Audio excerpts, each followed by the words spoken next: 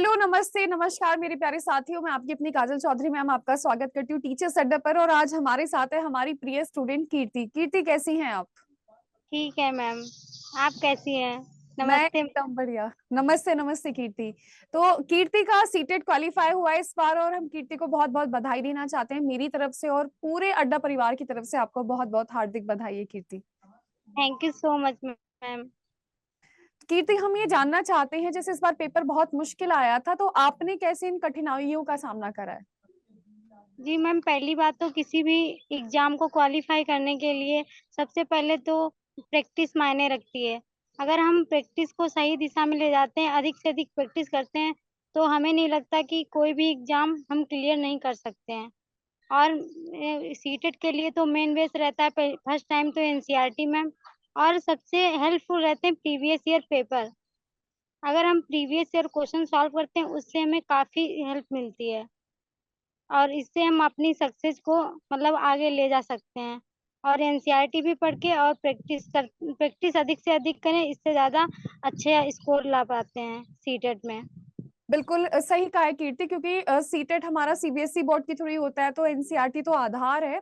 और जी, एनसीईआरटी हर एक बड़े से बड़े, छोटे से छोटे एग्जाम का आधार है, क्योंकि वहीं से हमारी कहीं ना कहीं शिक्षा शुरू होती है। जी मैम। कीर्ति जी, कैसा लग रहा है? मतलब ये तो बहुत ही अच्छा सा सवाल मैंने पूछा है। अच्छा ही लगता है पेपर क्वालिफाई करके। आपको जी कैसी फीलिंग आई इस बार पेपर क्वालिफाई करके? मैम, बहुत अच्छी फीलिंग आ रही कि मतलब इतने इस टाइम इस वाले पेपर में कि काफ़ी स्टूडेंट फेल हुए हैं, और लेकिन मुझे अच्छी खुशी हो रही है। लेकिन जिन जो लोग फेल हुए हैं, उन्हें निराश नहीं होना चाहिए। अगली बार अधिक से अधिक प्रयास करना चाहिए कि हम अगली बार अच्छे से नंबर ला सकें, स्कोर। उन्हें उदास होने की कोई ज़रूरत। दिसंबर में दूसरा पे होने जा रहा है सीटेट। मैम, बहुत खुशी हो रही है। आपसे मिलकर भी बहुत खुशी हो रही है ma'am. Thank you so much Kirti, thank you.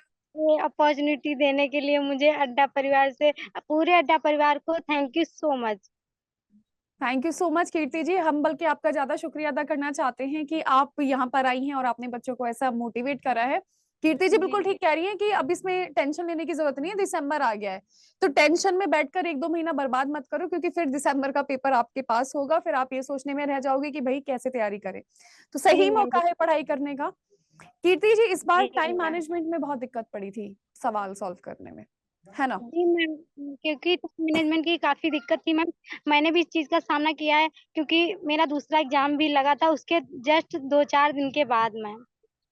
अच्छा, तो जी, इनके पेपर 1 और पेपर 2 दोनों क्लियर हैं कीर्ति जी के। कीर्ति जी, जी दिन में कितने घंटे पढ़ाई करती थी आप? मैम, मैं दिन में सीटेट को सिर्फ़ 4 मैं मैम टाइम मैनेजमेंट में मैम, मैं टाइम को वो नहीं देती हूँ, बस जितना पढ़ती हूँ उतना अच्छे से पढ़ती हूँ मैम। सिर्फ़ ये मायने रखता है, क्योंकि मेरे 2 पेपर थे, इसके सीटेट के तुरंत बाद मेरा दूसरा पेपर लगा हुआ था, तो मैम मैं दोनों को टाइम देती थी। मतलब 8-10 घंटे मैं आराम से पढ़ाई के लिए निकालती थी मैम मैं। देखिए, कितनी अच्छी बात है, कीर्ति जी ने सेल्फ स्टडी करके पेपर क्वालीफाई करा है, हमारे चैनल से पढ़कर पेपर क्वालीफाई करा है। और दूसरी सबसे बड़ी बात है, इन्होंने बहुत अच्छी बात कही कि भैया मोटिवेटेड रहना चाहिए इंसान को। जी कभी मैम। भी दिल में ऐसी टेंशन लेकर नहीं बैठना चाहिए कि पेपर होगा कि नहीं होगा। इनके 2-2 पेपर थे और दोनों पेपर का सिलेबस में धरती आसमान का अंतर होता है। पेपर 1 और पेपर 2 दोनों में डिफरेंस होता है और इन्होंने दोनों पेपर क्वालीफाई करे हैं।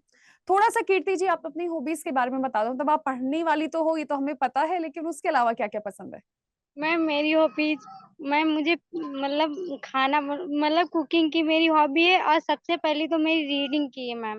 रीडिंग मेरी हॉबी की तरह है, और मैम मुझे कुकिंग भी बहुत पसंद है।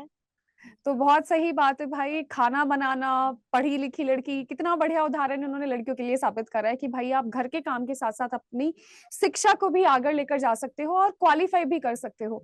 कीर्ति जी, आपका ग्रेजुएशन में क्या-क्या सब्जेक्ट रहे थे?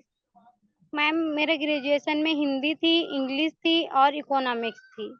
अच्छा, हिंदी, इंग्लिश और इकोनॉमिक्स से कीर्ति जी पास आउट हैं। मैम, कीर्ति मेरा मैं हाँ जी। पोस्ट ग्रेजुएशन भी हुआ है मेरा मैम, कानपुर यूनिवर्सिटी से हिंदी लिटरेचर से मैम।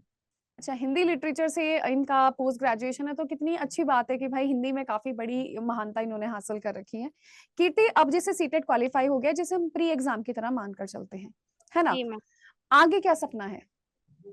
मैम, आगे सपना है मेरा, जैसे केबीएस आता है, केबीएस का मैं मतलब आता है आगे, तो केबीएस में अप्लाई करूँगी मैम, डीएसएसबी में आता है, या सुपर टेट में आता है तो मैम उसके आगे मैं पढ़ाई करूँगी। अच्छा, ये सारी चीज़ें आप तैयार करना चाहती हैं। तो मैं भी चाहती हूँ कि जब आपका केवीएस या डीएसएसबी या एनवीएस क्लियर हो, तो आप ऐसे इंटरव्यू ना देकर बल्कि मुझे सामने से इंटरव्यू देंगी तो मुझे बहुत खुशी मैम होगी। मेरी जॉब लग जाएगी, मैं कहीं भी सिलेक्शन मैं आपसे बहुत मिल मैं आप पूरे अड्डा परिवार से मिलना चाहूँगी। मुझे आपसे मिलकर बहुत खुशी होती है, आपकी बातें मैं बहुत मोटिवेट करती हैं और निधि मैम बहुत अच्छी लगती हैं मुझे, आप भी बहुत अच्छी लगती हैं। Thank you so much. हम सभी मिलेंगे आपसे पेपर जी, क्लियर।